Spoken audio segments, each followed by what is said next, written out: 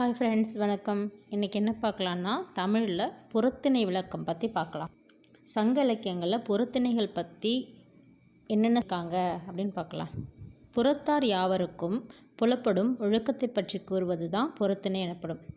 தொல்காப்பியம் பொருத்திணைகளை 7ன்னு சொல்லியிருக்கு. ஆனால் புறப்பொருள் வெண்பா மலை 12ஆக வகுத்துள்ளது.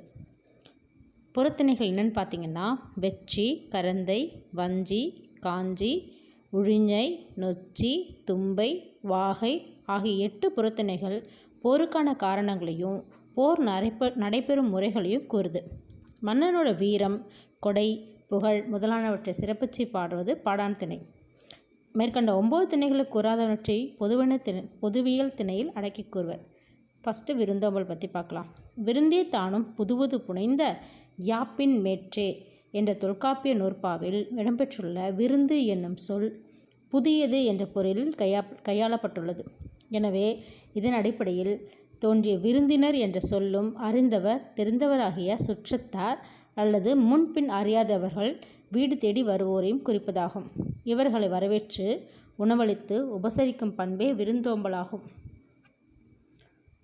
பசியென வந்தவர்களை வரவேற்று இன்முகத்தோடு உணவளித்த சிறப்பு நம் தமிழர்களையே சாரும். தொல்காப்பிய காலம் முதல் இப்பழக்கம் தமிழர்களிடையே இருந்து வருகிறது. விருந்து பொறுத்ததா தான் உண்டல் சாவா மருந்தெனினும் வேண்டார்பற்றன்று என்னும் குரட்பா இக்கூற்றை விளக்குகிறது. இளங்கோவடிகள் தொல்லோர் சிரிப்பெண் என்ற விருந்துக்கு அடை கொடுத்து கூறியுள்ளார். விருந்தோம்பு பண்பு கணவன் மனைவியின் தலையாய கடமை என சங்க இலக்கியங்கள் குறிப்பிடுகின்றன. நெடுப்பயணம் மேற்கொள்பவர்களால் தமக்கு தேவையான உணவுப் பொருட்களை உடன்கொண்டு செல்வது இயலாத செயலாக இருக்கும்.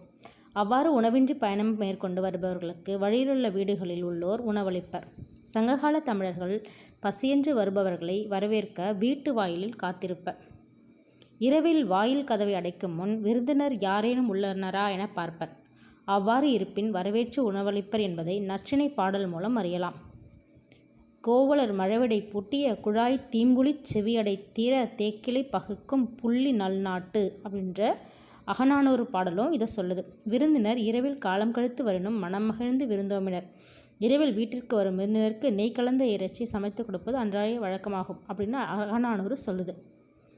பசி என்று வந்தவர்களை வெளியே நிற்க வைத்து விட்டு தாம் மட்டும் உணவு உண்பதை விரும்ப மாட்டார்கள் தமிழர்கள்.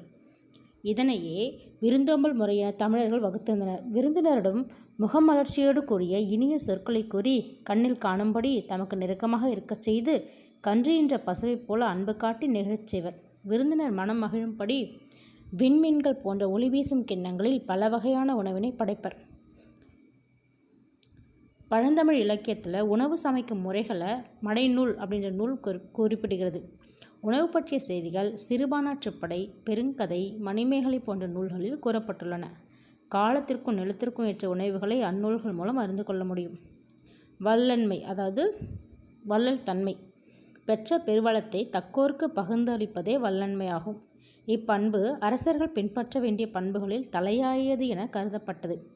கல்வி, தருக்கண், இசை, கொடை ஆகிய பெருமித பண்புகளில் ஒன்றாக வள்ளல் தன்மை விளங்குகிறது. அடுத்தது கடையெழு வள்ளல்கள் பற்றி பார்க்கலாம். கடையெழு வள்ளல்கள்னால் குறுநில மன்னர்கள். அவங்க 7 பேர் இருந்தாங்க. அவர்கள் மற்றும் அவர்கள் ஆண்ட பகுதி, அப்புறம் அவர்களோட வள்ளல் தன்மை என்னன்னு பார்க்கலாம். முதல்ல பேகன். அவர் பழனிமலையை ஆட்சி செய்தவர். இவருடைய வள்ளல் தன்மை மயிலுக்கு போர்வை தந்தவர். அடுத்தது பாரி. அவர் பரம்பு மலையைச் சேர்ந்தவர். முல்லைக்கொடி படர்வதற்கு தம் தேரையே தந்தவர்.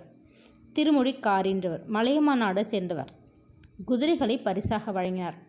ஆய் அண்டிரன் பொதிய மலையைச் சேர்ந்தவர். நீலநாகத்தின் உடையை இறைவனுக்கு போர்த்தி மகிழ்ந்தவர். அதியமான் தகடூரைச் சேர்ந்தவர். அரிய நெல்லிக்கனியை அவைக்கு ஈந்தவர். நல்லி கண்டீர மலையைச் சேர்ந்தவர். மலைவாழ் மக்களுக்கு அனைத்து பொருள்களையும் வழங்கியவர். வல்வில் ஓரி கொல்லிமலையைச் சார்ந்தவர். யாழ்மீட்டும் பாணர்களுக்கு பரிசு வழங்கியவர்.